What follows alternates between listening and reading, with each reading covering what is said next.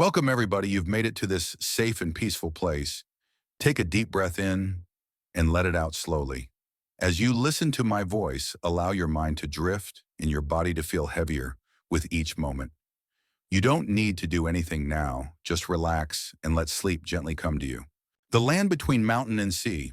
The Mediterranean crashes against limestone cliffs where Lebanon meets the sea, carving narrow harbors between rocky headlands that seem almost deliberately designed to cradle the ships of history's greatest merchants. These coves are small, but they are deep, safe, and enduring, the kind of havens where fleets can rest, where sailors can disembark with confidence that their vessels will not be claimed overnight by the waves. Behind this rugged waterfront, the Lebanon mountains rise abruptly, towering above the coast like immovable sentinels. Their slopes are heavy with ancient cedar forests, trees that have stood for centuries, and would one day build temples for Egyptian pharaohs and palaces for Mesopotamian kings. Between the wall of mountain and the restless sea lies only a thin ribbon of fertile land, barely 20 miles wide. A man could walk from the peaks to the shoreline in a single morning. Yet within this compressed corridor, a civilization would take root, destined to span 3 continents and shape the course of human history. Geography here is not a backdrop. It is the stern hand that shapes destiny. Every ridge, every valley, every inlet carries weight, determining whether a settlement prospers or withers, whether its people turn inward or outward. The mountains do more than guard. They also divide. Their granite shoulders block eastern winds, creating a pocket of climate that channels seaborne moisture inland. Rain nourishes terraced gardens, where olives and vines root themselves into the earth with stubborn persistence. In spring, orchards glow with blossoms, while in autumn the slopes glisten with pressed oil and harvested grapes. These mountains also provide stone copper veins, and most treasured of all, their cedar. The scent of this wood, rich and resinous, clings to the air, as if announcing the wealth it promises. Along the coast, natural harbors break the shoreline at intervals that seem like divine fingerprints. Byblos rests in its sheltered bay, one of the oldest continually inhabited cities in the world. Sidon commands the central coast with its proud walls and busy workshops. Farther south, Tyre rises on its island fortress, a city that would one day stand against the greatest armies of antiquity. Each harbor controls its stretch of shore like a jealous guardian, and each competes fiercely with its neighbors. Yet beneath their rivalries runs a shared truth: survival here depends not on the land, but on the sea. The Canaanites, who first settled these coasts around the 3rd millennium, before Christ, carried with them the languages and gods of the Levant. Their cousins inland tended flocks and coaxed wheat from the soil. But here, pressed between mountain and surf, life bent toward a different rhythm. These dwellers learned to read the winds and the stars, for survival depended on knowing when to launch a boat and when to wait. Where inland shepherds named their herds, coastal families named the constellations. The sea offered both promise and peril. It was a road without walls, open to opportunity, but also invasion. Yet unlike other shores of the Mediterranean, these harbors did not simply invite marauders, they invited transformation. For while raiders might come once and vanish, trade could return season after season, carving permanent pathways of connection. Already in the Bronze Age, this narrow land was less a boundary and more a bridge, stitching together the civilizations of Egypt, Mesopotamia, Anatolia, and beyond. It is here that murex shells wash ashore, small and unremarkable to the untrained eye. But when broken and crushed with care, they yield a purple dye so radiant and so enduring that it would one day clothe emperors and outlive entire dynasties. It is here that the cedar forests, thick with trunks as straight as masts, offered timber unmatched in strength and fragrance, floating wealth waiting to be carved into ships. To inland farmers, trees were shade or fuel. To these coastal dwellers, they were wings of pine and resin that could carry men beyond the horizon. Standing on a headland, one could look east and see the mountains blocking the way, or west and see an infinite beckoning expanse. And so by necessity, the children of this land turned seaward. They were not yet the Phoenicians we remember, but already the sea was whispering to them, promising that if they dared, the horizon could be a beginning, not an end. This was not a land of broad river valleys like the Nile, where empires could grow fat and complacent. Nor was it a land of endless plains like Mesopotamia, where irrigation demanded backbreaking labor and constant vigilance.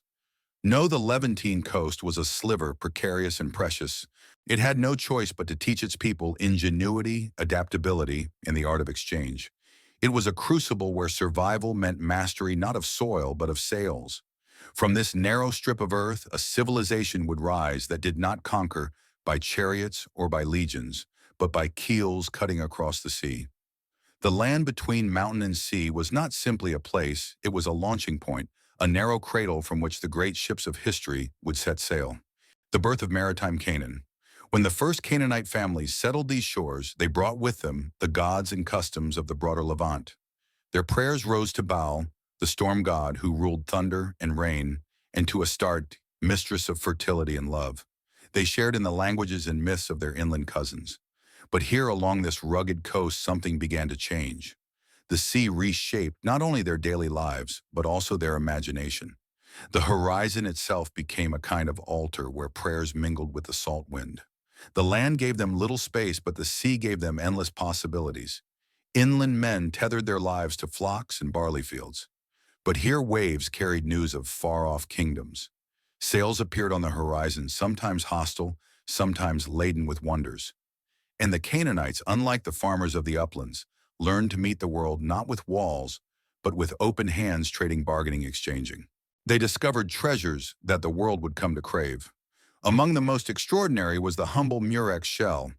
These small sea snails pulled from rocky crevices by patient hands concealed a dye unlike any other. Extracting it was a slow and grisly process. Thousands of shells crushed and boiled their foul stench, masking the hidden treasure within. Yet the reward was worth the labor, a purple so deep it seemed conjured from twilight itself, a dye so permanent it outlasted storms and sunlight alike. Cloth steeped in it became a mark of power at first for kings and priests of the Near East, later for emperors across the world. To wear it was to proclaim dominion. The Canaanites, whose own lands were small and vulnerable, had stumbled upon a product more powerful than any army prestige woven into fabric. But the dye was only the beginning. Behind them, the Lebanon mountains bore forests of cedar, their trunks towering straight as spears, their scent rich with resin. In an age when ships were stitched together with fragile timbers, these cedars were unmatched. Stronger than oak, lighter than cypress, they were perfect for vessels that could cross seas without splintering. To inland farmers, trees were shelter or firewood. To these coastal people, they were wealth afloat, mast, hulls, and planks that could carry goods, armies, and ideas farther than anyone else dared to dream. Trade became their lifeblood. Egyptian records from the Old Kingdom speak of ships laden with cedar arriving at the Nile Delta bearing timber that would frame temples and line sacred tombs. In return, the Canaanites brought back papyrus, linen, and gold. To the east, Mesopotamian merchants carried tales of these sea traders who appeared in harbors with resins, amber, and strange shells. The Levantine coast became a bridge not only of geography, but of culture. Ideas flowed as freely as goods, techniques of bronze smelting from Anatolia, methods of glassmaking from Babylon, sacred stories from Sumer and Akkad. Here in Byblos Sidon, in Tyre, the workshops hummed with new creations. Metalworkers hammered bronze into tools and ornaments. Glassmakers experimented with colored sand, producing beads and vessels that shimmered like captured fragments of dawn. Traders brought ivory from Africa, lapis from Afghanistan, and copper from Cyprus, each shaped by local artisans, into goods prized across the Mediterranean. The result was not one culture, but a tapestry Canaanite at its root, but woven with threads from 3 continents. Even their gods began to change. Baal, once merely a storm god of thunder and rain, grew new attributes as sailors prayed for fair winds and safe harbors. He became not just a bringer of storms, but a guide across them. Astarte, who watched over fertility, now guarded not only fields, but the wombs of women whose husbands might vanish into the horizon for months or years. The sea demanded new rituals, new prayers, and new forms of devotion. Already a subtle shift was taking place. While inland peoples counted their wealth in fields and livestock, the Canaanites counted theirs in voyages and contracts. Wealth no longer depended on the accident of rainfall or the patience of oxen. It depended on winds, on daring, on knowing how to read the stars. A man's fortune could change not with a harvest, but with a single voyage that returned bearing silver tin or cedar. This spirit of exchange began to shape their very society. Unlike the rigid hierarchies of Egypt or Mesopotamia, coastal towns were more fluid. A merchant's son could rise through skill and daring. A craftsman could grow rich if his glass or purple cloth found buyers across the sea. Power belonged not only to kings and priests, but to those who commanded ships and caravans. A culture was emerging that prized adaptability, shrewdness, and daring above brute force. The birth of maritime Canaan was not a sudden revolution, but a slow transformation. The land pressed them into narrow confines, the sea pulled them outward, and necessity became innovation. From humble shells and towering cedars, from foreign techniques and borrowed myths, a new civilization was taking shape. They were still Canaanites, but they were becoming something more, something the ancient world would come to know by a new name: Phoenicians. The first trade routes. The early harbors of Byblos, Sidon, and Tyre soon found themselves humming with life, their quays stacked high with cargoes that seemed to come from every direction. From the Nile Delta arrived papyrus scrolls, linen as fine as woven air, and gold beaten into thin sheets. From Mesopotamia came bronze blades, carved cylinder seals, and glass beads that shimmered with colors unknown to the Mediterranean. In return, the Canaanite merchants offered cedar timber cut and floated down from the mountain forests, resinous oils, wine, and the prized purple-dyed fabrics that only their hands could make. Each voyage was more than a commercial exchange. It was a stitch in a web of connections binding together the great civilizations of the age. Pharaonic Egypt, rich and insular, received timber strong enough to roof temples that touched the sky. Inscriptions on tomb walls still tell of ships of Byblos arriving at Egyptian harbors with their gifts. Mesopotamian cities, eternal builders of clay and brick, welcomed the scented woods that would strengthen their palaces. Babylonian artisans, in turn, sent techniques of bronze working and glassmaking back along the same routes where they took root in Phoenician workshops. Amber flowed southward from the Baltic world, through intermediary hands carried across rivers and plains until it reached these coastal markets. Resin from Lebanon's own forests went eastward to anoint gods in distant temples. Even lapis lazuli from Afghanistan, deep blue as twilight, sometimes found its way here, exchanged for wine timber or finished goods. In every port, the sea traders of Canaan found both profit and inspiration. This constant motion did something profound to their cities. Byblos, cradled in its bay, became a crossroad of scripts. Egyptian hieroglyphs were carved beside Mesopotamian cuneiform, as scribes struggled to keep pace with the variety of contracts and treaties brought by foreign hands. Sidon, with its commanding central coastline, turned its gaze towards shipbuilding, filling its docks with long, narrow hulls, perfect for both war and commerce. Tyre, perched defiantly on its island fortress, became a place of ambition, already looking outward toward horizons no one else dared approach. And yet, despite rivalry, there was recognition. A trader from Byblos might compete with one from Sidon, but when they met in a distant harbor, they saw in one another a familiar spirit. They were children of the same narrow strip of earth, facing the same challenges. This sense of kinship forged at sea softened their rivalries, even as it spurred them to innovate. The sea also demanded new skills. No longer content with hugging the shoreline, captains began to venture across open water, using landmarks by day and stars by night. They learned to recognize prevailing winds, to predict currents, to calculate time. By watching the drift of floating objects past their hulls, navigation was becoming an art as much as a science. A discipline passed from father to son, from master to apprentice. Mistakes could mean disaster, reefs splintering a ship, or winds sweeping it into hostile waters, but fortune favored those who dared. With every generation, the cultural tapestry of these port settlements deepened. Their artisans did not merely imitate foreign methods, they absorbed, transformed, and blended them. A Phoenician glassmaker might use Mesopotamian techniques, but infuse them with Mediterranean colors. A bronze smith might craft weapons equal to those of Damascus, yet decorate them with patterns drawn from Egyptian art. Their gods, too, wore foreign garb, Baal absorbing attributes from Anatolian storm deities, Astarte adopting symbols from Mesopotamian Ishtar. To walk through one of these cities was to hear a chorus of languages, Canaanite tongues spoken beside Akkadian, Egyptian, and Hittite. Merchants shouted prices in crowded markets. Priests chanted invocations in dialects borrowed from abroad. Scribes scratched symbols from three worlds onto the same clay tablet. This was not cultural confusion, but cultural synthesis, the kind of restless blending only the sea could sustain. At the heart of it all was one truth: survival depended on looking outward. The land was too narrow, the soil too limited to sustain large populations on its own. But the sea, endless and open, promised renewal. Every cargo that returned brought more than goods. It brought stories, techniques, fragments of foreign myth. Slowly the Phoenicians began to see themselves not as the people of one land, but as the people of many shores.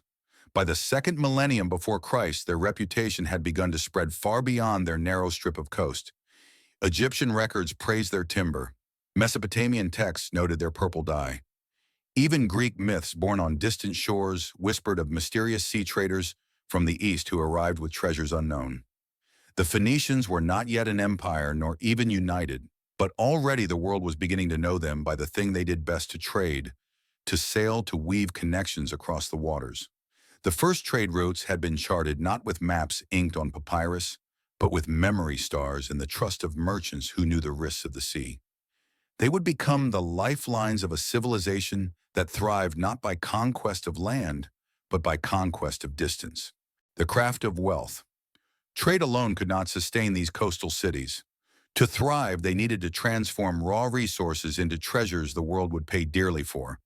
And so, in the narrow lanes of Byblos, Sidon, and Tyre, workshops became as important as harbors. Within their stone walls, fire, water, and human hands worked together to turn the humble into the extraordinary. The most celebrated of these crafts was the purple dye of the murex. Extracting it was brutal and painstaking. Laborers cracked open thousands of shells, pried out the tiny glands, and left them to ferment in saltwater vats. The smell was overpowering. Ancient texts describe entire neighborhoods reeking of rot. Yet from this stench emerged a pigment that defied time. When woven into wool or linen, it clung with a brilliance no sun could bleach. To wear purple was not simply to dress, it was to announce oneself as chosen, powerful, divine. Kings, priests, and later emperors across the Mediterranean coveted it.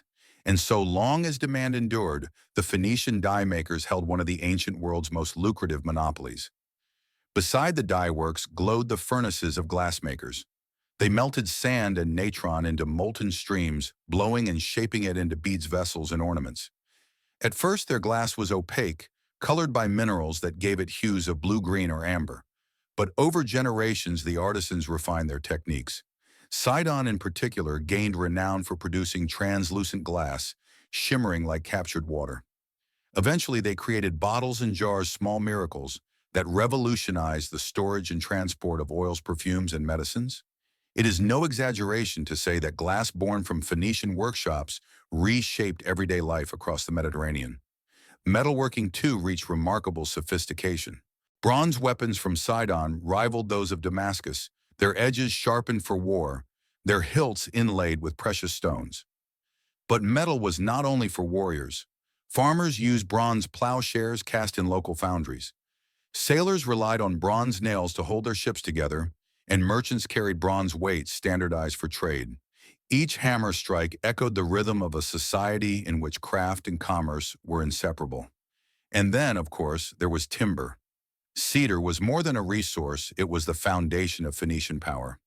While inland kingdoms built with mud brick that crumbled in time, Phoenician carpenters shaped wood that resisted decay, pests, and storms. From cedar beams rose temples in Egypt, palaces in Mesopotamia, and ships that could survive voyages no other timbers had dared attempt. Timber was floating wealth, renewable as the forests regrew, as long as men were willing to climb the mountains and fell the giants of the earth. When compared with other ancient civilizations, the uniqueness of this wealth becomes clear. Egypt's prosperity relied on the Nile's floods, a cycle predictable but unchanging. Mesopotamia depended on irrigation canals that demanded endless maintenance and vigilance against silt and flood. Both civilizations were tethered to their rivers, prisoners of geography. The Phoenicians, in contrast, built prosperity from resources that increased in value with distance. A purple-dyed garment woven in Tyre might be worth a fortune in Babylon. A cedar plank ordinary on a Lebanese hillside became priceless when unloaded in a Nile harbor. Their wealth multiplied the farther it traveled. This portable prosperity gave Phoenician society a resilience few others enjoyed. A failed harvest could ruin a farming people, but a failed voyage was only a setback. Another could always be launched. While Egypt and Mesopotamia guarded their borders with armies, the Phoenicians guarded their livelihoods with skill, secrecy, and reputation. No kingdom could simply seize the recipe for purple dye or recreate the artistry of Sidonian glassmakers. These were guarded crafts passed down through families whispered in workshops hidden from foreign eyes. Yet their economy was not only about secrecy, it thrived on adaptability. When a new market opened, artisans quickly adjusted their designs to suit foreign tastes. A vase shaped for an Egyptian noble differed from one made for a Babylonian priest. Phoenician craftsmen did not insist on their style, they borrowed, blended, and improved. Their genius was not just invention, but reinvention. In this way, wealth was not a static hoard of land or gold, but a living current flowing from harbor to harbor, changing shape as it went. Each ship that set sail carried not only goods, but also the identity of its makers. To be Phoenician was to be part of a tradition where commerce and craft were indistinguishable, where the workshop was as sacred as the temple, and where survival meant turning every fragment of land and sea into something the world could not resist. The craft of wealth had become their inheritance, and soon it would become their destiny, for the sea was not done with them. It demanded new voyages, longer journeys, greater risks. It whispered of horizons where cedar and dye glass and bronze would buy not only riches, but influence and power far beyond their narrow homeland. The heart of Phoenician society did not beat in palaces or temples, but in the bustling homes and workshops of merchant families. Here, commerce was not a profession, it was a way of life woven into kinship, marriage, and even faith. Wealth and survival depended not on inherited estates, but on trust, the ability to send a man across the sea with a ship full of goods, knowing that his wife, brothers, or children would safeguard the business at home until he returned. Marriage in this world was as much a contract of commerce as of love. A merchant from Byblos might wed the daughter of a Sidonian shipbuilder, binding their families into a partnership that extended beyond the household. Such unions created networks of obligation that reached across harbors and generations. In this way, marriage became a map of trade routes, each bond another link in the chain that tied the Phoenician world together. Women occupied a strikingly important role in this structure. While their husbands embarked on long voyages, often gone for months or years, wives managed estates, supervised workshops, and handled accounts. Clay tablets and inscriptions suggest women were not merely caretakers, but active participants in business, overseeing dye works, vineyards, and glass production. Some even became renowned as managers of commercial ventures, their authority respected because it was born of necessity. In these ports, women carried more economic influence than in many neighboring societies, shaping fortunes from the shadows of their workshops. Children, too, grew up in the rhythms of commerce. A boy might learn arithmetic by tallying amphorae of oil or jars of resin. A girl might practice writing symbols on wax tablets to help track accounts.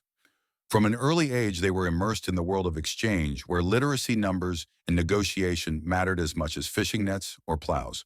To be Phoenician was to be raised in the language of trade, taught to measure, to bargain, to calculate risk. Even religion reflected this mercantile spirit. In the markets of Tyre and Sidon, temples stood not at the city's gate, as in Mesopotamian strongholds, but beside the docks where sailors sought blessings before a voyage. Priests doubled as healers, offering not only sacrifices, but remedies for seasickness, wounds, and fevers brought from distant lands. Festivals were timed not to the harvest, but to the sailing season, marking the moments when fleets departed or returned. Faith itself became entwined with the rhythm of commerce. Social class did exist, but it was shaped differently from that of inland empires. In Egypt, nobility was carved in stone, inherited through bloodlines that claimed descent from gods. In Mesopotamia, kings ruled as earthly stewards of divine order. But in Phoenician ports, wealth was fluid. A skilled craftsman whose glass beads dazzled foreign buyers might rise to prominence. A daring captain who returned with silver from Spain could lift his entire household into prosperity. Status depended not only on ancestry, but on enterprise. Competition was fierce, yet tempered by shared identity. A Biblian merchant might undercut a Sidonian rival in one port, yet greet him as kin in another. Rivalries existed, but so did mutual recognition, an understanding that they were bound together by geography and by the sea. This balance of competition and kinship created a culture that valued cunning but also respected cooperation.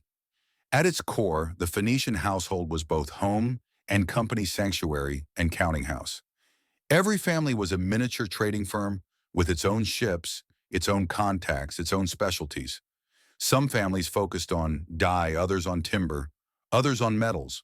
Together they formed a mosaic of enterprises that made each city-state both self-sufficient and interconnected. It was a society shaped not by the grandeur of kings, but by the resilience of households. And when storms wrecked ships or wars destroyed cargo or rival empires pressed their demands, it was these families who rebuilt, who risked again, who sent sons once more to the horizon. In their hands lay not only the wealth of their cities, but the survival of their civilization. From these households, the Phoenicians learned a truth that empires often forgot, that power does not always rest in armies or monuments. Sometimes it rests in ledgers and contracts, sealed with handshakes and women balancing accounts by lamplight, in children, memorizing symbols of an alphabet still young. Their civilization was born in these homes as much as in any harbor. And soon these families, driven by necessity, ambition, and faith, would carry their world across seas no one else dared cross. The collapse of Bronze Age empires. The 13th century before Christ brought tremors that shook the ancient world to its foundations. Across the eastern Mediterranean empires that had stood for centuries began to crumble. The Hittites, who once ruled Anatolia with iron chariots and fortresses, vanished like morning mist. Mycenaean palaces in Greece, their storerooms once filled with oil and wine, lay abandoned in ashes. Even mighty Egypt retreated within its borders, exhausted by wars and famine, its grip on the Levant loosening. This was the Great Bronze Age collapse, a storm of upheaval that left ruins where kingdoms had stood. Scholars still debate its causes: climate shifts, earthquakes, invasions of mysterious sea peoples, or simply the weight of empires stretched too thin. Perhaps it was all of these together converging like waves breaking upon a shore. What is certain is that the old order dissolved. The great powers faltered and their networks of trade fractured. For many, this was an age of loss. Cities that had prospered for centuries fell silent. Farmers and artisans, once secure under royal protection, faced hunger and violence. Yet in the shadows of these fallen empires, smaller peoples found room to breathe. Among them were the Canaanite port towns, the merchants of Byblos, Sidon, and Tyre. Where others saw chaos, they saw opportunity. No longer hemmed in by Hittite armies or Egyptian overseers, they turned their eyes outward. The sea, always their lifeline, became their shield and their stage. While inland routes grew dangerous and uncertain, the maritime pathways remained open to those with skill and daring. The Phoenicians, as they were now increasingly known, seized the chance. Tyre, perched on its rocky island fortress, emerged as a beacon in this new world. Protected by surrounding waters, it stood secure, while inland cities fell to raiders. Its harbors became crowded with ships, its workshops alive with industry. From here, fleets sailed not only to Egypt and Mesopotamia, but farther afield to Cyprus, to Anatolia, and soon beyond. Sidon, too, flourished its artisans, refining glass-making into an art that dazzled foreign buyers. Byblos, ancient and venerable, maintained its role as Egypt's favored partner, supplying cedar to pharaohs even as their empire waned. What had begun as necessity now hardened into identity. The Phoenicians were not farmers or empire builders in the traditional sense. They were survivors who thrived in the gaps left by others. While the inland world struggled to rebuild, they rode the waves of change, quite literally turning crisis into expansion. It is tempting to think of them as opportunists, but that would diminish their achievement. They did not merely fill a void, they reshaped the map of the Mediterranean. Where once the seas had been guarded by imperial navies, now they lay open, waiting for those bold enough to claim them. The Phoenicians stepped into this vacuum, not with armies, but with sails. The collapse of the Bronze Age was for them less an ending than a beginning.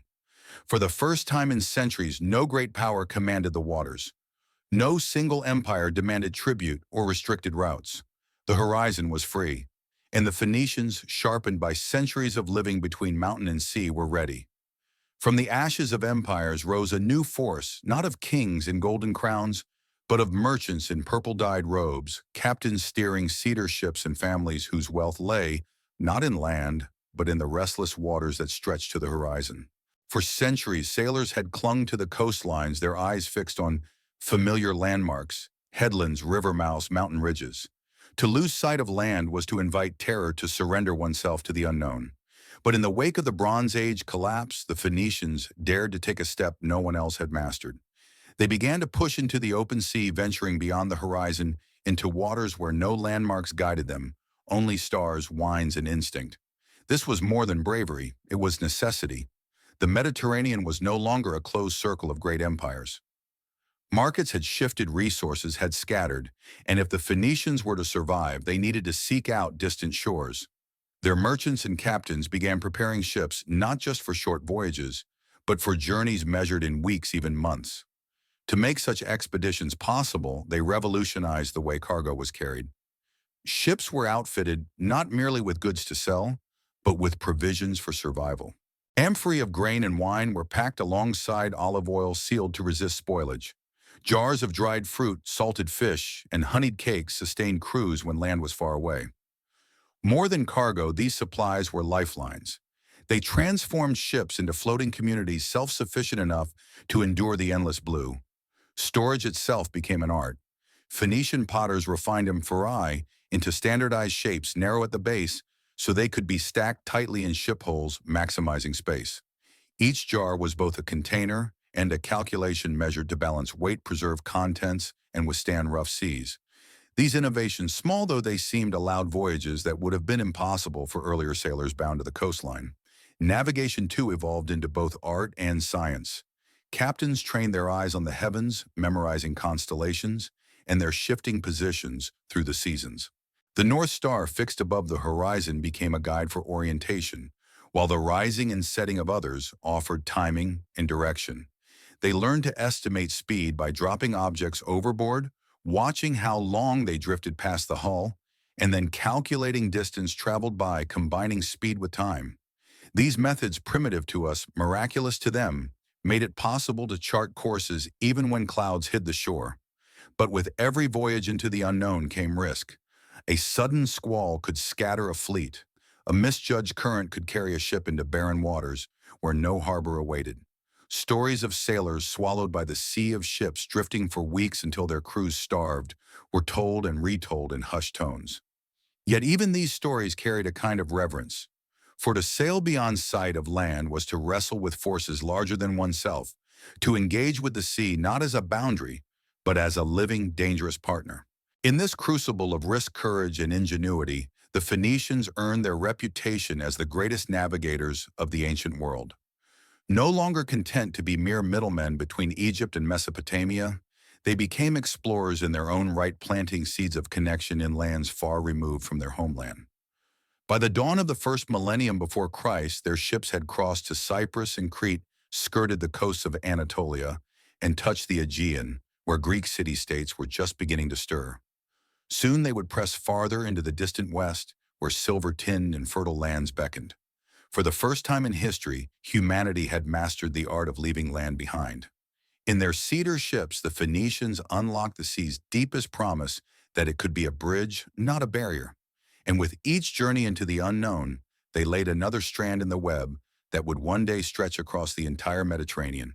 Among all the treasures carried on Phoenician ships, cedar, glass, purple cloth, none would shape the world as profoundly as something far less tangible: writing. In Byblos, the oldest of their harbors, scribes and traders confronted a problem as ancient as trade itself. How do you keep track of debts, contracts, and promises when your business stretches across seas? For centuries, Egypt had its hieroglyphs, elegant but complex, a system that required years of training. Mesopotamia had cuneiform stamped onto clay tablets with patient precision, a skill restricted to specialists. These scripts worked for empires with priestly castes and bureaucracies, but they were too cumbersome for sailors and merchants who needed swift, practical record-keeping.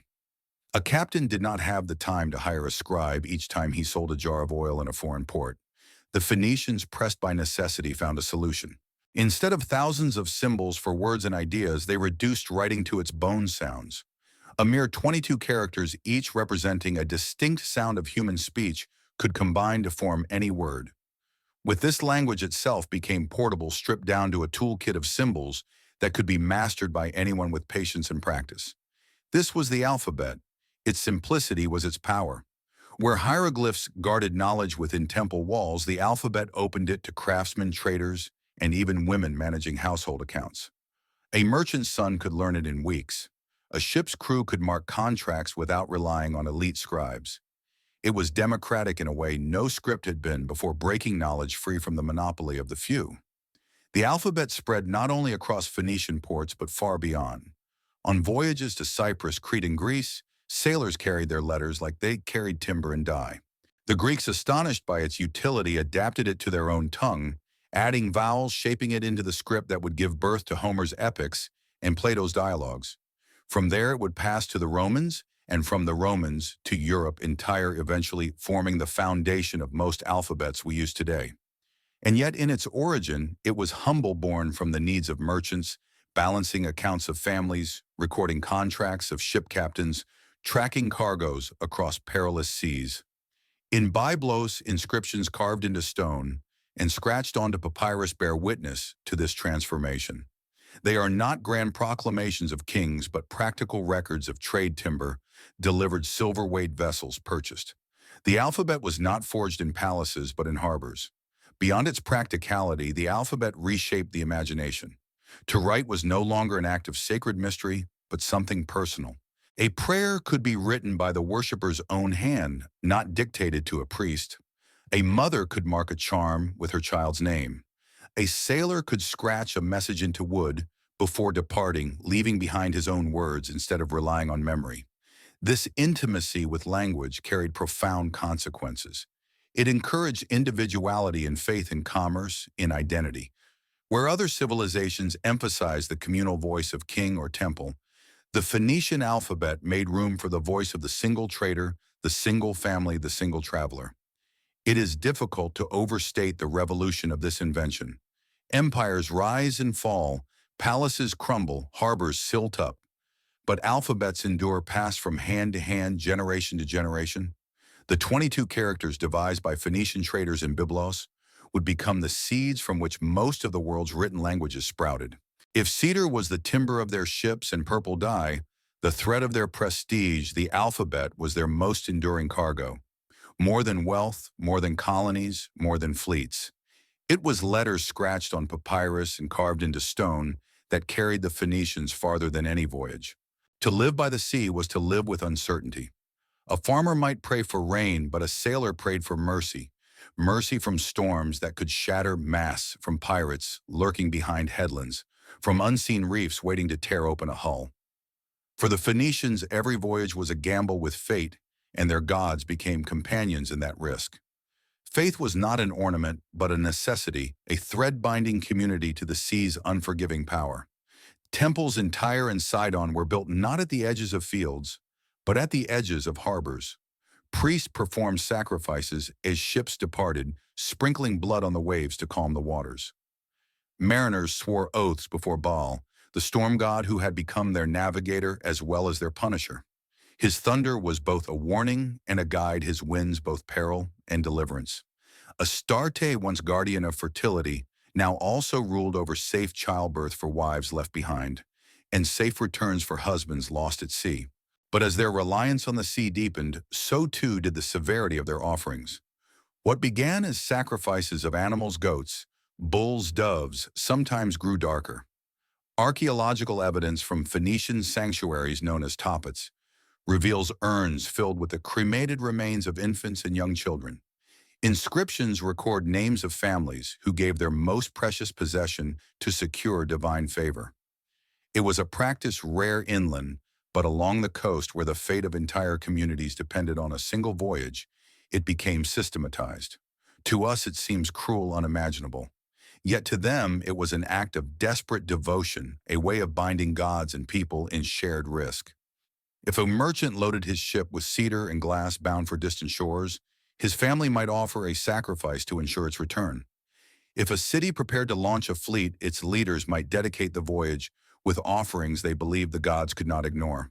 Each urn was a plea: protect, our son's guide, our sails spare our city. The sea made such extremity understandable. A storm could erase months of labor in a single night. A ship lost was not only wood and cargo, it was fathers, brothers, sons. For families left behind, the terror of absence gnawed daily. Sacrifice, however severe, was a way of taking control in a world where so much was uncertain.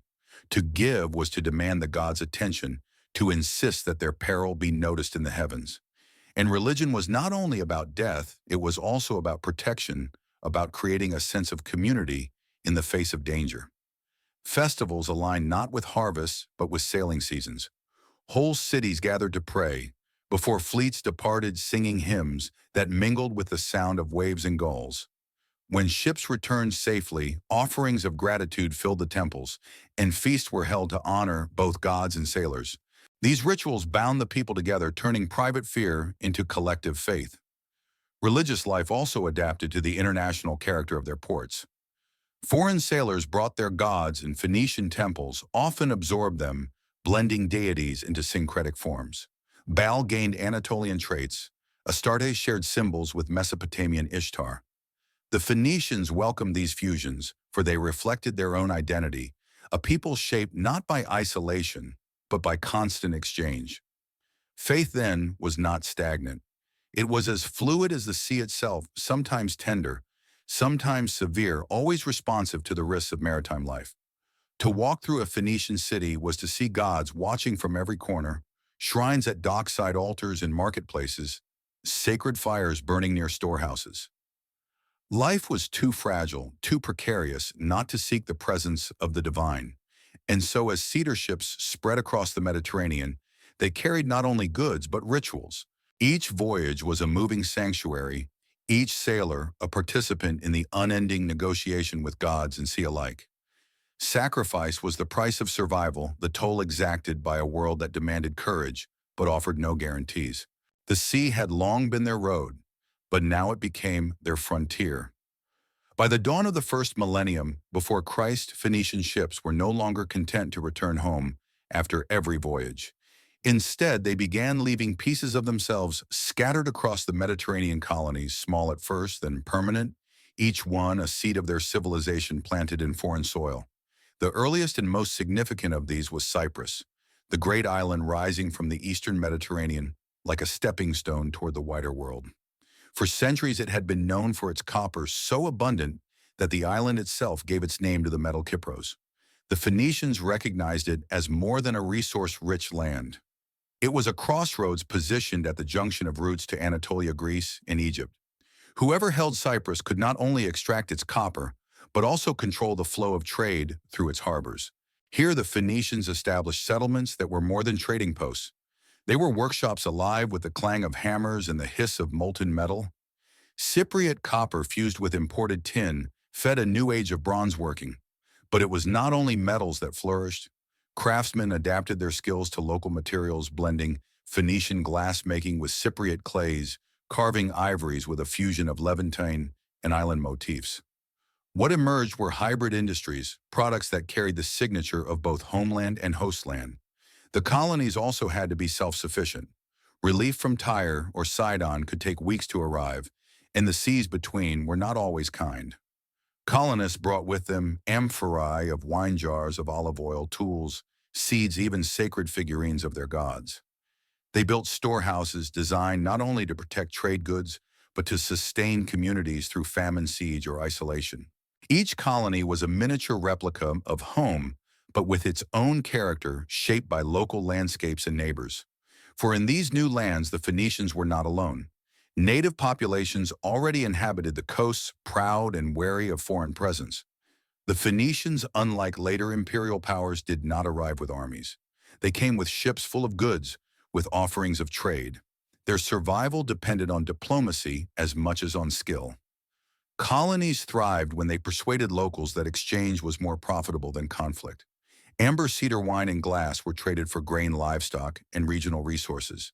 In many places, intermarriage followed binding colonists and natives into new communities.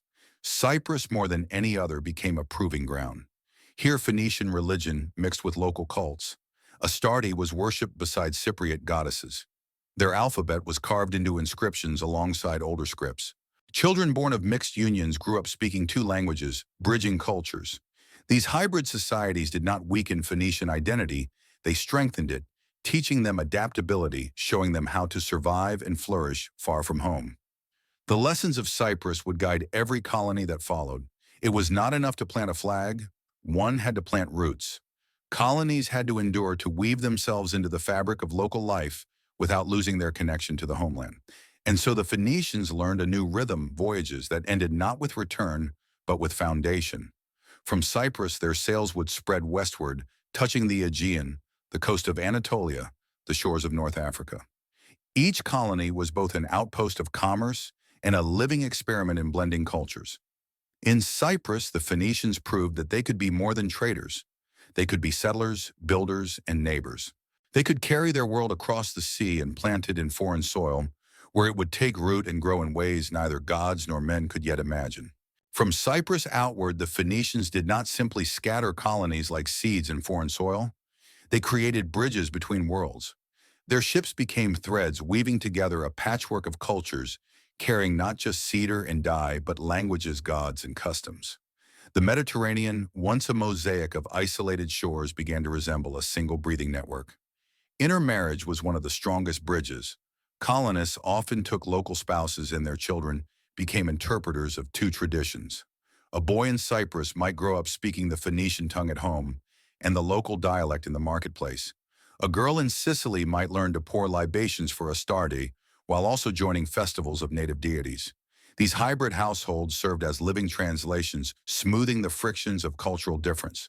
Through them, foreign ports became more than outposts, they became communities. This cultural blending reshaped both sides. Native artisans borrowed Phoenician techniques in glassmaking and metalwork, while Phoenician craftsmen adapted their designs to suit local tastes. In Iberia, jewelry combined Levantine motifs with indigenous silver. In the Aegean, pottery reflected Greek shapes decorated with Eastern patterns. No single culture dominated. Instead, exchange produced hybrids more alluring than their origins. Even religion crossed borders. Phoenician gods were never jealous guardians. They were adaptable, fluid, eager to wear new names. Baal became associated with Zeus in Greek lands, while Astarte mingled with Aphrodite. To a Phoenician, this was no betrayal, it was recognition. The gods themselves, like their people, were travelers ready to be worshipped in foreign tongues. Temples and colonies welcomed foreign worshippers as naturally as harbors welcomed foreign ships. Perhaps the greatest gift carried across these bridges was the alphabet. Where Phoenician sailors traded, their letters followed. In the bustling ports of Greece, local scribes encountered the 22 symbols and recognized their genius. They adapted them, adding vowels to fit their own speech. With this, Greek literacy was born not the guarded literacy of temple scribes, but a tool open to poets, traders, and philosophers. The epics of Homer, the laws of city-states, the dialogues of philosophers all trace their lineage to letters first carved by Phoenician traders. This transfer was not one-sided. The Greeks gave back too. They offered art and myth ideas about governance and citizenship, which filtered eastward into Phoenician ports. The Aegean became not a frontier, but a mirror where each side saw reflections of itself refracted through the other. Diplomacy was as vital as trade. A colony could not survive by force alone. Its garrison was its goodwill. Phoenician merchants learned to negotiate with chieftains, to marry into local clans, to offer gifts that secured long-term partnerships. These relationships mattered as much as cargo. A single alliance might protect a harbor for generations, while a single insult could close it forever. The result was a Mediterranean where identities blurred at the edges. A Phoenician merchant in Sicily might swear oaths by local gods. A Greek artisan in Tyre might carve statues of Baal. In Iberia, children born of mixed bloodlines grew into interpreters, and diplomats essential in maintaining peace and profit. What made this remarkable was not conquest but coexistence. Unlike empires that demanded tribute and submission, the Phoenicians prospered through cooperation. They did not seek to erase local traditions, but to link them. Their genius lay in seeing difference not as a barrier, but as an opportunity for exchange. By the 9th century before Christ, the Mediterranean had become a web of such connections. Ships carried not only goods, but ideas, technologies, myths, alphabets, beliefs. Colonies did not replace homelands. They expanded them, creating a civilization without walls, one that could stretch across seas, yet remain united by culture. In this way, the Phoenicians bridged worlds not by conquest of land, but by conquest of distance, not by imposing their will, but by weaving themselves into the lives of others. And the bridges they built would endure long after their cedar ships had rotted into the sea. As Phoenician sails spread across the Great Sea, trade became more than a matter of barter. With each new colony, each new partnership, the need for order deepened. Trust was essential, but trust alone could not carry a civilization bound together by distant harbors. So the Phoenicians, masters of commerce, began to create something revolutionary, a common framework for trade. Weights and measures were among the first foundations. In Byblos, a jar of oil had to mean the same as a jar in Tyre, Cyprus, or Sicily. Standardized amphorae marked with symbols ensured that contracts could be honored across oceans. Bronze weights cast with care bore official stamps to confirm their accuracy. These objects were more than tools, they were promises made tangible, giving merchants the confidence to trade even with strangers. Laws too emerged to govern disputes. What happened if a cargo spoiled en route, or if a debt went unpaid in a far-off port? In the bustling harbors, councils of merchants and elders heard cases setting precedents that slowly hardened into custom. These were not royal decrees carved in stone, like those of Hammurabi, but flexible rules shaped by the needs of trade. They reflected the Phoenician genius for adaptation, balancing fairness with pragmatism. Most transformative of all was the invention of credit. Instead of hauling bars of silver across dangerous waters, merchants began transferring value through contracts. A trader in Tyre could extend credit to a partner in Cyprus, who would then settle accounts months later in Spain. This system freed commerce from the burden of carrying wealth physically and allowed business to flow more smoothly across vast distances. It was trust expanded into paper and seal, a leap of imagination that foreshadowed the banking systems of later civilizations. These innovations did more than enrich Phoenician merchants, they changed the nature of Mediterranean commerce itself. Greek traders learned to adopt Phoenician weights and letters in their dealings. Egyptian scribes, long accustomed to rigid hieroglyphs, began to appreciate the efficiency of alphabetic contracts. Even distant Iberian tribes came to recognize the stamped amphorae and weights that guaranteed fair measure. Across the sea, a silent consensus was forming. To trade with the Phoenicians was to enter a shared economic language. Religion, too, mirrored these rules of exchange. Temples often served as treasuries, where merchants deposited offerings that doubled as secure storage of wealth. Priests acted as witnesses to contracts, their authority sanctifying agreements. Faith and commerce merged, each reinforcing the other. The gods ensured fairness, and fairness honored the gods. Yet beneath this structure of order, the spirit of rivalry remained. Byblos, Sidon, and Tyre competed fiercely for dominance. One city might monopolize glass, another timber, another dyes. But even rivalry followed rules. Violence was rare, for wars disrupted trade, and trade was life itself. When conflicts arose, they were settled more often by negotiation, alliances, or marriages than by swords. For Phoenicians, profit was the truest victory. This culture of regulated commerce gave their civilization a stability that empires of conquest often lacked. Land empires could collapse under famine or rebellion, but Phoenician trade adapted shifting routes, finding new markets, creating new credit ties.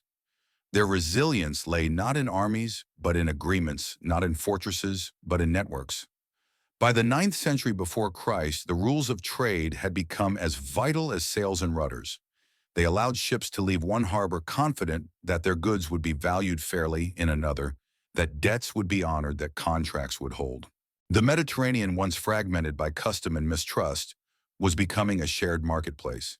And at its center stood the Phoenicians, not conquerors, but arbiters, weaving a world where exchange replaced domination and where the promise of trade carried as much power as the threat of armies. By the 9th century before Christ, Phoenician sails had traced almost every coast of the Mediterranean. Their colonies dotted islands and peninsulas, each harbor a reflection of home, yet shaped by local soil. But among all these outposts, one would rise higher than the rest, destined not merely to be a trading post, but the beating heart of a new empire. Its name was Carthage. The story begins with exile. In Tyre, the jewel of the Levant, a princess named Alyssa, known later as Dido, fled her brother's treachery. Legend says her brother murdered her husband to seize power, and Dido, rather than submit, gathered followers and sailed west.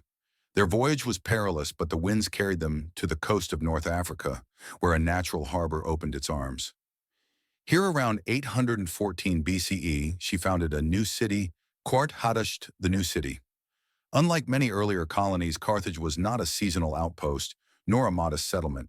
From the beginning, it was envisioned as a capital in its own right. Its harbor, a double basin of astonishing design, was unlike anything seen before. The outer circle opened to the sea, lined with docks and warehouses for merchant vessels. Within a second, circular harbor was reserved for the navy, with slips for hundreds of war galleys.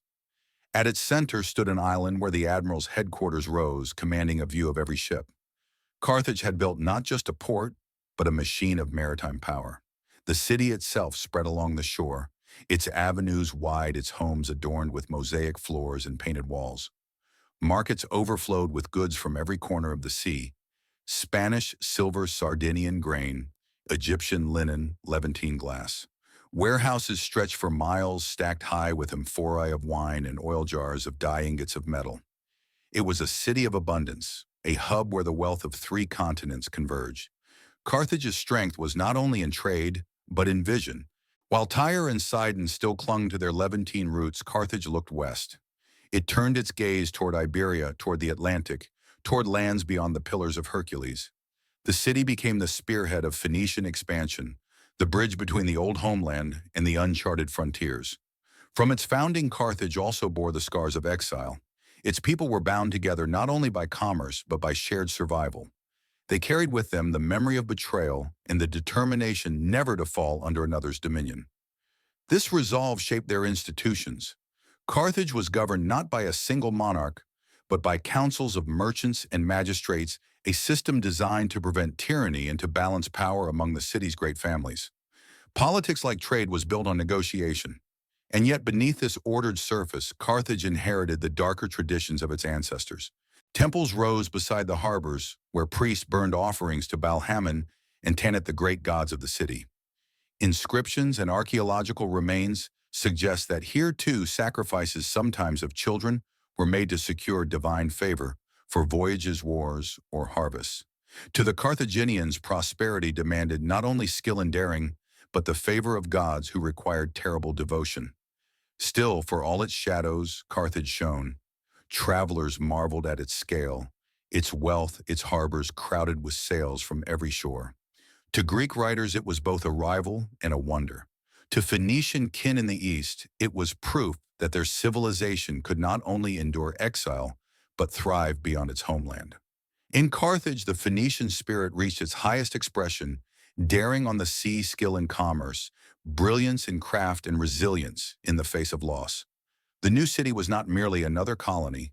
It was the beginning of something greater, a power that would one day challenge Rome itself for mastery of the ancient world.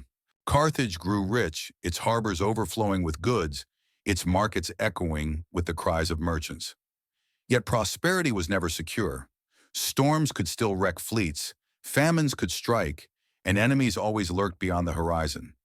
For the Carthaginians, as for their Phoenician ancestors, survival depended as much on the unseen world as on the visible one.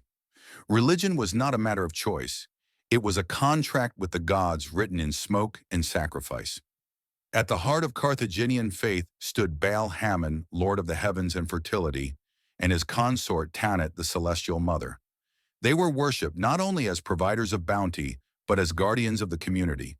In their hands lay the fate of harvests, voyages, and even the survival of the city itself. Temples rose in their honor, their courtyards filled with offerings of wine, oil, incense, and gold. Priests lit sacred fires where petitions for safe returns and prosperous markets were whispered into the smoke. But alongside these offerings of abundance, a darker tradition endured. Archaeological excavations at Carthage have uncovered thousands of urns filled with the cremated remains of infants and young children. These were deposited in sanctuaries known as taupets, sacred grounds where families entrusted their most precious possessions to the gods. Inscriptions carved into stone stelae bear witness to their purpose. Sacrifices made so that Baal-Hamon and Tanit might protect the city, bless a voyage, or deliver victory in war. To us, this practice feels horrific, unthinkable. Yet within their worldview, it carried a grim logic. The sea was merciless wars, inevitable life fragile. To give a child to the gods was to demand their notice, to compel them to answer. A family bereft of one life might save many others, an entire fleet, a whole city. It was not cruelty for its own sake, but an act of desperate bargaining, a belief that only the costliest sacrifice could secure divine protection. Not all offerings were of children. Animals were sacrificed in great numbers, oxen, goats, and birds. Yet the occasional human sacrifice was the most potent, the most binding. Some scholars argue that the practice may not have been as common as later enemies, especially the Romans claimed, but the physical evidence, the urns, the stelae, the sacred grounds suggests it was real enough to leave its mark on both history and memory. Faith in Carthage was not only about sacrifice, it was also about community. Festivals marked the sailing seasons when fleets prepared to leave or return. Entire neighborhoods gathered at the temples, their prayers mingling with the salt air. Music filled the streets, drums and flutes accompanying processions of priests. Offerings were shared in feasts, reinforcing the bond between gods and people, between households in the city. Religion also served as diplomacy. Carthaginian temples welcomed foreign merchants and their gods, as Phoenician shrines always had. A Greek trader might find altars to his own deities beside those of Baal and Tanit. This openness was not simply tolerance, it was strategy. By honoring the gods of others, Carthage wove itself deeper into the networks of exchange, ensuring that commerce and faith walked hand in hand. Still, the shadow of sacrifice remained. The Romans, centuries later, would seize upon it to paint Carthage as barbaric, a civilization whose wealth was built on blood. They would exaggerate and condemn, but beneath the propaganda lay a kernel of truth. Carthage's gods demanded much, and their people answered because they believed their survival depended on it. In Carthage, as in Tyre and Sidon before it, faith was the anchor in uncertain seas. It was both comfort and terror, both a promise of protection and a reminder of fragility.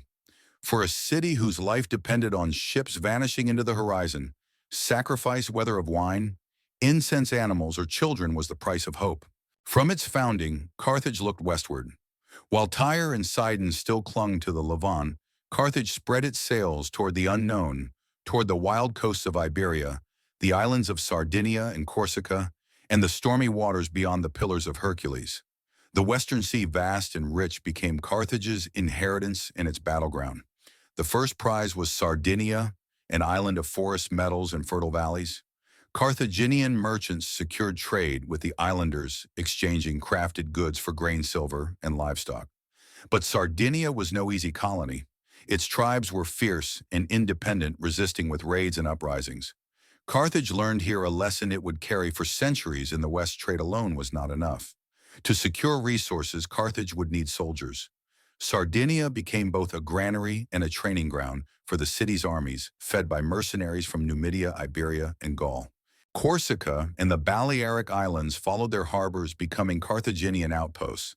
The Balearic slingers, famed for their deadly accuracy with lead shot, were soon recruited into Carthage's armies. The islands were more than stations of trade.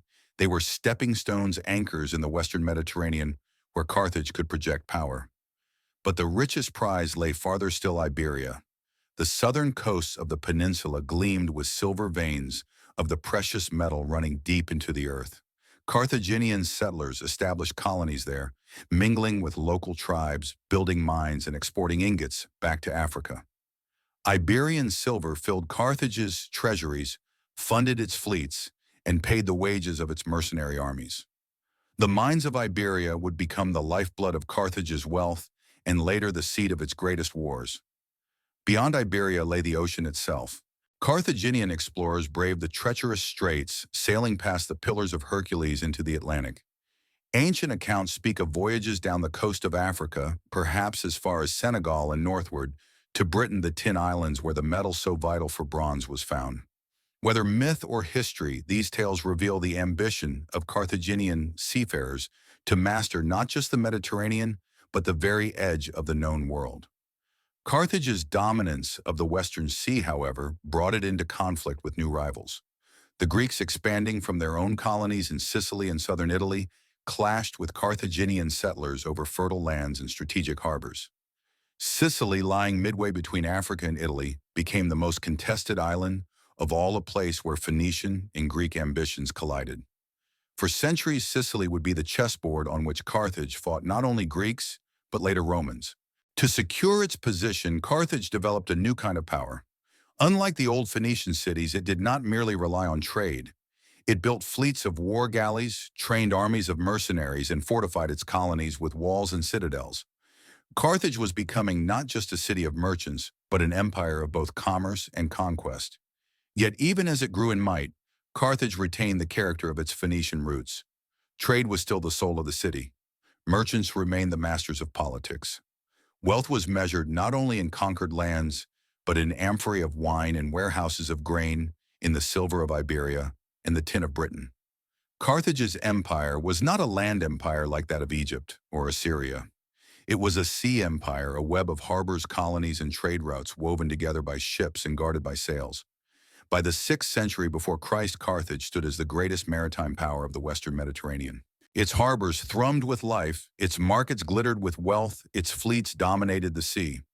To its allies, it was a partner of trade. To its rivals, it was a wall of sails, a shadow across the waters. But new rivals were rising in the east, and new ambitions were stirring in Italy. The Greeks would not yield Sicily, and across the sea in a small city on the Tiber, Rome was beginning to grow. If Carthage was the queen of the Western Sea, then Sicily was the jewel she could never fully claim. The island lay at the very crossroads of the Mediterranean, halfway between Africa and Italy, close to the Greek world, rich in grain pastures and harbors. Whoever held Sicily could choke or channel the trade routes that linked east and west. To Carthage, it was both opportunity and obsession. But the Greeks saw it the same way. From the 8th century BCE, Greek colonists had poured into Sicily, founding cities along its coasts, Syracuse, Gela, and others. They brought with them not only their gods and markets, but their ambition. By the 6th century, Sicily had become a patchwork of powers, native Sicel and Elymian tribes, inland Phoenician Carthaginian settlements along the west, and Greek cities dominating the east and south. Tension was inevitable. The first clashes were small skirmishes over harbors or farmland, but as Greek cities grew in strength, they pressed westward, threatening Carthage's outposts. Carthage, which had once been content to trade and negotiate, began to send armies. The struggle for Sicily turned into the longest war of antiquity, stretching across centuries, fought in waves of battles, truces, and betrayals. The great contest began in the late 6th century BCE, when Carthage, alarmed by Greek expansion, launched its first major expedition. Armies of Libyan infantry, Numidian horsemen, Iberian swordsmen, and Balearic slingers crossed the sea under Carthaginian command. These were not citizen soldiers, but mercenaries bound by pay, rather than loyalty, a practice that would become both Carthage's strength and weakness. They fought the Greeks with ferocity, yet the Greeks too were skilled warriors. Their hoplites disciplined their cities, united by common peril. One of the earliest and bloodiest clashes came at Himera in 480 BCE. On that same summer, far away in the east, the Greeks fought off the Persians at Salamis. In the west at Himera, Carthage sought to crush Greek power in Sicily. But fate turned against them. The Carthaginian general Hamilcar, an ancestor of the famous Hannibal, was defeated, his forces routed. According to legend, he threw himself into the flames of a sacrifice to Baal, rather than face dishonor. The defeat at Himera scarred Carthage deeply. For decades, it hesitated to risk such a venture again. Yet Carthage never abandoned Sicily.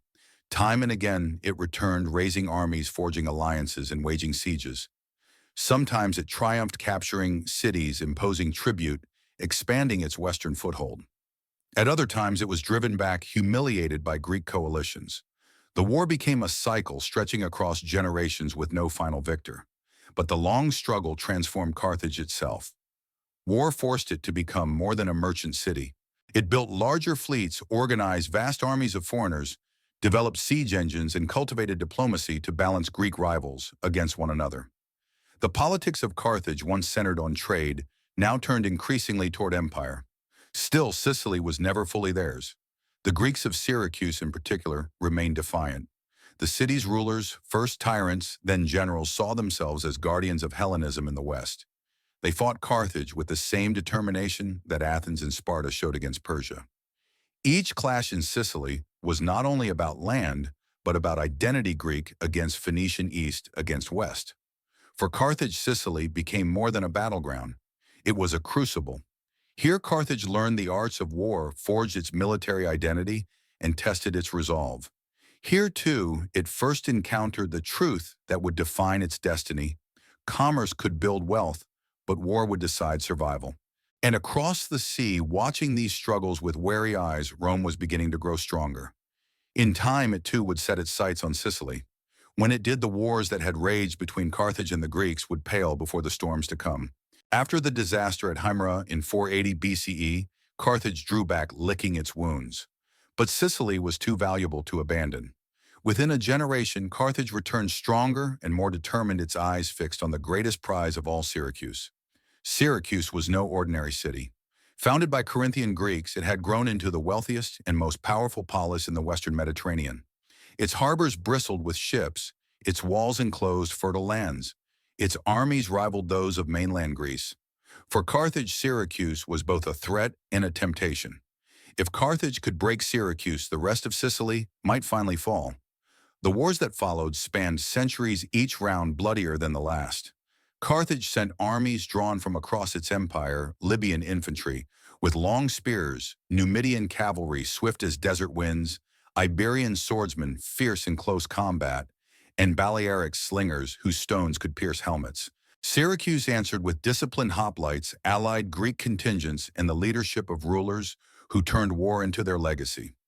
One of the fiercest contests came during the rule of Dionysius Tersimer. Syracuse, late 5th century BCE. A cunning tyrant and brilliant strategist, Dionysius fortified his city with massive walls and built a fleet to rival Carthage's. He launched campaigns into western Sicily, striking at Carthaginian settlements. Carthage responded with invasions of its own, sometimes gaining ground, sometimes being driven back. Whole cities changed hands, their inhabitants enslaved or slaughtered, as the island became a chessboard of shifting control. Plague and famine played as much a role as swords and spears. On more than one occasion, Carthaginian armies camped too long in Sicily's damp valleys, were ravaged by disease. The gods seemed fickle, sometimes granting victory, sometimes striking down entire armies without a battle. Yet despite losses, Carthage always rebuilt, always returned. The struggle with Syracuse revealed both Carthage's strength and its flaw. Its strength lay in wealth: silver from Iberia, grain from Africa, trade goods from every corner of the sea. With money, Carthage could raise vast armies of mercenaries, hire engineers to build siege engines, and equip fleets of war galleys. But its flaw lay in loyalty. These armies, bound by pay rather than patriotism, sometimes wavered when fortunes turned. A Greek hoplite fought for his polis, for his family and gods. A mercenary fought for coin. Still, Carthage endured. By the 4th century BCE, it controlled nearly half of Sicily, including its western cities and fertile plains. Syracuse remained unconquered, a thorn in its side, but the balance of power was clear. Sicily was a divided island, and Carthage was a permanent force within it. This rivalry shaped both powers.